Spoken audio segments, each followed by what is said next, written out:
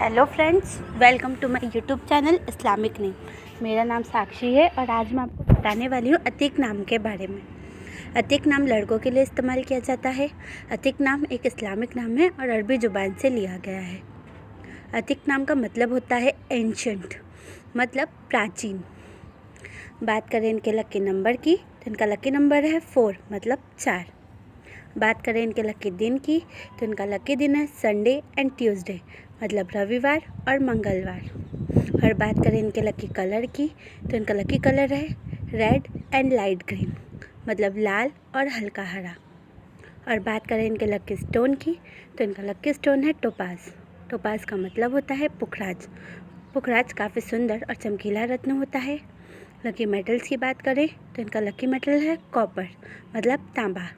अगर आपका नाम अतीक है तो कमेंट बॉक्स पर अपना नाम ज़रूर लिखें। ये जानकारी अगर आपको अच्छी लगी हो तो हमारे चैनल को सब्सक्राइब करें और वीडियो को लाइक करें। अगर आप अपने नाम के बारे में जानना चाहते हैं तो कमेंट बॉक्स पर अपना नाम ज़रूर लिखें। अपने दोस्तों के साथ इस वीडियो को शेयर करें।